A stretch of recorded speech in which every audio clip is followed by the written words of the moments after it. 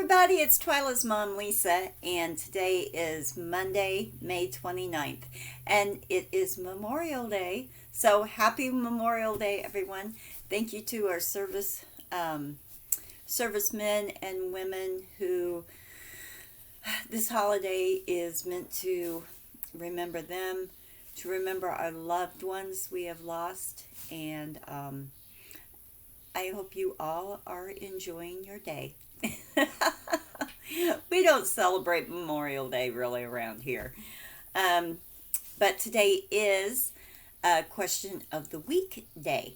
So, the question of the week is, how many of you are ready for retirement? And when I mean ready for retirement, I'm not talking about, oh, I can't wait for retirement. I could retire today. Yeah, we all could do that. But I mean, have you really gave it some thought? Financially, have you gotten yourselves prepared for that? Because we live longer these days. Retiring at 65, you're looking at 20, 25 years, hopefully 30 years, that you're primarily going to be without an income other than Social Security. And who's to say we're going to have that? You know, if you're my age, yeah, you might, but your children probably won't. I don't know. That's another topic to talk about later. But have you invested in your 401ks? Have you set up some kind of retirement fund, like through an IRA or something of that nature? I have a 401k at my company that I participate in. Now, I do low risk. I do not do high risk. I pretty much treat it like a savings account. And I could make more money if I would go to the high risk bracket and everything like that. But I work hard for my money and I don't want to gamble it away. I do have an IRA that I put some money into and it's there. So I have an IRA, I have my 401k. Hopefully I get a little bit of Social Security money. And then also too, I married a man who is 10 years younger than me. So even after I retire, he will still be working. But we would like him to be retired, within 5 years after I retire so that we can enjoy our time together. Chances are I will not be here longer than him because he is 10 years younger than I am. But yeah, it's something that we all need to think about. If you're self-employed, you definitely need to think about it. It's not something you should put off. If you are someone who's young, just getting started in the workforce, take advantage of the 401ks. Yeah, you guys might be thinking, oh, well, that's, I need the money now. You will not miss the money. You won't miss it. I promise. If you only do, let's say you make $500 a week. That's just ballpark. You may make more, you may make less. That's ballpark. But most places it's only 3% to get started. 3% of $500 is nothing. You won't even miss it. Do it. The minute you are able to participate in your company's 401k, do it. You would be surprised what you have when you get ready to retire. And it's something you can take with you to a new job as well. Like, okay, you only worked for company A for 10 years. But out of that 10 years, you participated in the 401k for 9 years. So you got a pretty good chunk of change in there. Don't touch it. When you go to company B, talk to your HR department. Find out how to transfer your 401k from company A into company B. Don't touch it. You didn't miss it when you were working for company A, so you won't miss it when you transfer it to company B. You would be surprised on how much you will have. Now I talked to my mom, and she told me, she goes, whatever you're saving now is not enough, Lisa. You need to double it. She's been retired now for, oh gosh, 7, 8 years. It's been a little while. Yeah, and she's right, because you still will probably have a home to maintain. You will still have cars that need to be maintained. You still have all your bills that you have to pay. Your electric, your gas, your food, and she's got to pay her Medicare, and she's got to pay into her private insurance. So yeah, it's whatever you think you are saving now, she said double it.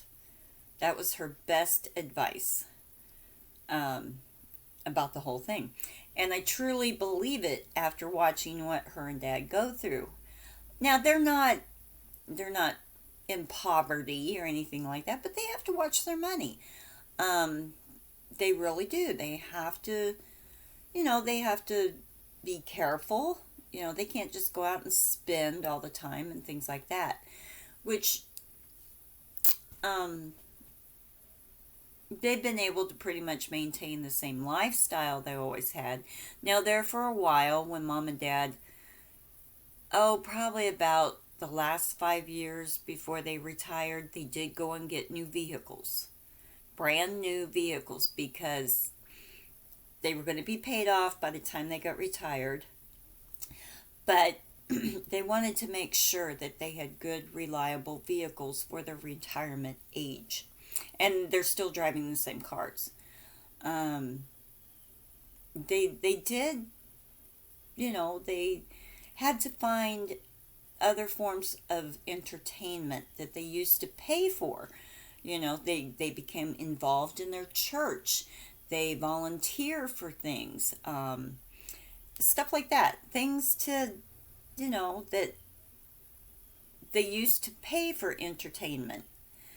They found free things they could do for entertainment. They found things that could use up their time, where they weren't just sitting there waiting for the day to pass, for free, like volunteering.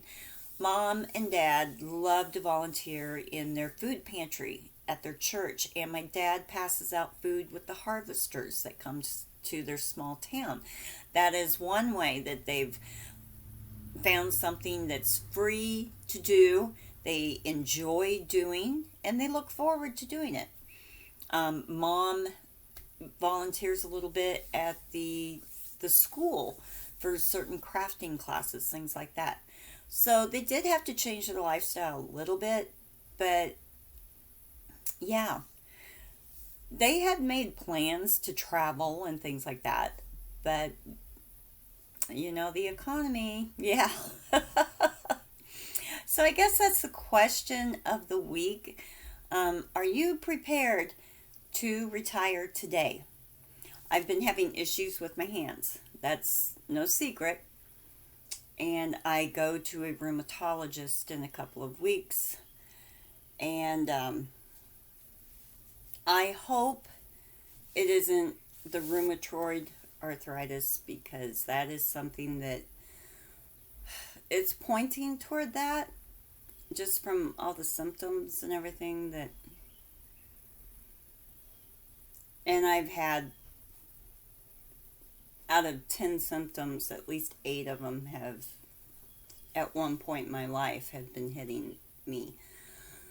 So it's a big possibility that I won't make it till I'm 67. I work a high stress, physical, demanding job. So, yeah, I'm going to get myself prepared in case I have to retire early. I've got to get myself prepared. So I'm just curious. Have you guys gotten yourself prepared for retirement? I know this was a very, very serious question here, wasn't it? It made us all stop and think. And for those who are retired, give us some hints. Let us know what you did to get yourself retired, or prepared for retirement. Did you change your lifestyle? Did you start preparing early, like in your 20s, your 30s? Was it something you just didn't have to worry about because you had a significant other that took care of that for you? Yeah, tell us what you guys did, because there's a lot of us out here that we haven't hit retirement yet, but there's a lot of you who have. So I am very curious, did you have to change certain things in your life? Did you have to downsize or stuff like that? Because I love my home. I really don't want to downsize until I can no longer climb the stairs to go to my bed. But yeah, let us know about that. For us younger ones who are still working, have you guys started your 401ks? Have you started doing IRAs? If you're self-employed, have you started an investment type thing, for your retirement? So let me know. I'm curious about this. And I guess that's it, everybody, on the question of the week. But I did want to run something past you, which I'm probably going to do the video right after this one, and in a few days put it up. But I work third shift, like most of you know. And there was a couple of people that asked me a question about third shift. And I thought about making some videos because I've worked third shift now for 19 years. And I thought about doing some videos to help people who haven't quite got the hang of it yet, or they're considering working a third shift job, or they have no choice. The company they're going to is making them go to third shift, and they're scared to death they won't be able to do it. So I think I'm going to do some videos, just some helpful tip type videos for third shift workers. So look forward to that, okay, everybody? Even if you don't work third shift, you may be curious as to finding out how I make it work. Okay, everybody, enjoy the rest of your Memorial Day. Marshall, thank you, honey, for protecting us. Marshall is my little boy, my baby boy. He's in the Army. He probably will not see this, but thank you, Marshall, for your service. Alan, who is my brother-in-law, thank you as well for your service in the Air Force. And for all of those who have served our country, I appreciate it, and I thank you very much. And for all of those who have lost loved ones that we remember on Memorial Day, my prayers are with you. And yeah, I guess I'm going to get off here now. Don't forget to subscribe, give a thumbs up, and leave me a comment. I am curious to know about this retirement thing. Are you ready for it? Bye.